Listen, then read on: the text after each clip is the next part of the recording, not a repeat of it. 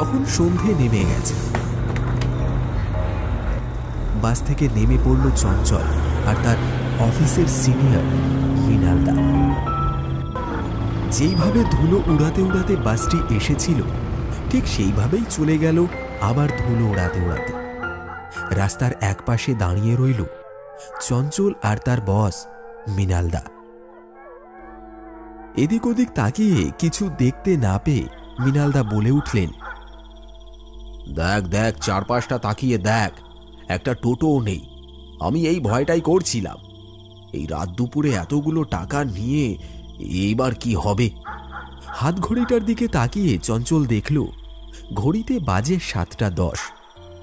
আশেপাশে একটি টোটোও নেই যাবার মতো। চঞ্চল বলল, আসলে মৃণালদা, আমি ঠিকঠাক বুঝতে পারিনি এর মধ্যে যে রাস্তাঘাট এতটা শুনশান হয়ে যাবে। এখন তাহলে কি করব? কি আর করবি, চল, হেঁটে হেঁটে যেতে হবে কতখানি রাস্তা। ওফ, আজকে মনে হয় মরবো আমরা দুজনেই। বলছি, আর একটু দাঁড়িয়ে গেলে হয় না? যদি কোনো টোটো আসে। না, এখানে দাঁড়িয়ে আর কোনো লাভ হবে না, চল হেঁটে হেঁটে এগোই।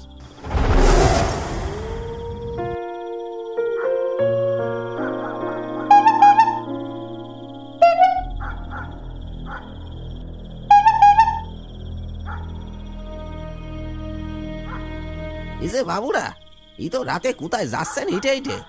সন্ধ্যের পর এই বকুলতলি ভয়ঙ্কর হয়ে ওঠে, এই কথা কি জানা নেই আপনাদের? আসলে কাকা, আমরা ওই কেলেপাড়ায় হারাধন মাস্টারের বাড়ি যাব।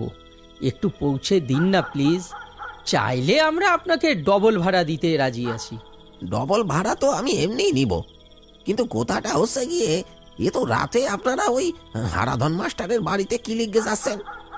আরে গর্ধপ, তুই এই ডবল ভাড়ার কথাটা কেন বলতে গেলি? আরে, ভুল করে বেরিয়ে গেছে। ঠিক আছে, তুই চুপ কর, আমি কথা বলছি। কি হইলো বাবুরা, কি সব গুজুর গুজুর ফুসুর ফুসুর করতেছেন? আরে গুজগুজ ফুসফুস কেন করব? ওই ওই একটু কথা বলছিলাম নিজেদের মধ্যে।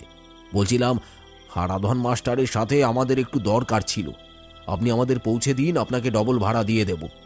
বলি, এই যে বাবুরা, এই টাকার গরম দেখাচ্ছেন কাকে? টাকার গরম এই বটেশ্বরকে দেখাবেন না। থাকুন আপনারা টাকা নিয়ে, আমি চললুম। আরে না না, রাগ করবেন না, আমরা বড় বিপদে পড়ে গেছি। প্লিজ একটু সাহায্য করুন, আমি ক্ষমা চাইছি। আচ্ছা আচ্ছা, ঠিক আছে ঠিক আছে, উঠে আসেন উঠে আসেন। গজগজ করতে করতে মৃণালদা আর চঞ্চল রিকশায় উঠে বসল। রিকশা চলতে শুরু করলো কেলেপাড়া হারাধন মাস্টারের বাড়ির উদ্দেশ্যে। বেশ কয়েক মাস হলো এই বকুলতলির জঙ্গলে আস্তানা গেড়েছে কিছু ডাকাতের দল, আর তারা মাঝে মাঝে সাধারণ মানুষের উপর হামলা চালায়, যা থাকে কেড়ে নেয়, আর না দিলেই নেমে আসে ধারালো ছুরির আঘাত, আর তাতেই প্রাণ হারায় কত অসহায় মানুষ। গ্রাম্য পরিবেশ, তাই থানা, পুলিশ প্রশাসন, আইন কানুন এসবের প্রভাব খুবই কম এখানে। চারপাশ থেকে ভেসে আসছে ঝিঁঝি পোকার ডাক আর কিছু রাতচড়া পাখির কলরব। নির্জন পরিবেশের নিস্তব্ধতাকে ভঙ্গ করে এগিয়ে চলেছে এই তিনটি প্রাণী। ঠিক এমন সময় তারা দেখতে পেল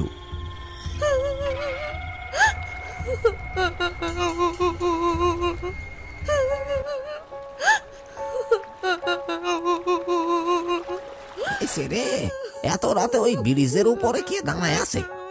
কোন মাইয়া মানুষ মনে হইতাছে, মরবার লেগে আইছে মনে হয়।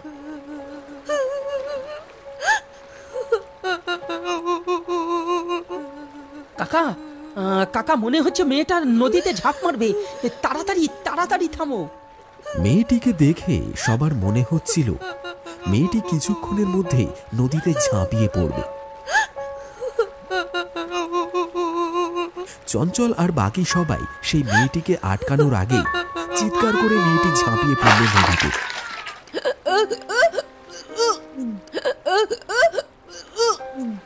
ডুবে যাচ্ছে, এক্ষুনি বাঁচাতে হবে, নইলে যে মেয়েটা মারা যাবে। সবাই কিছু ভেবে ওঠার আগেই চঞ্চল কাউকে কিচ্ছু না বলে হঠাৎ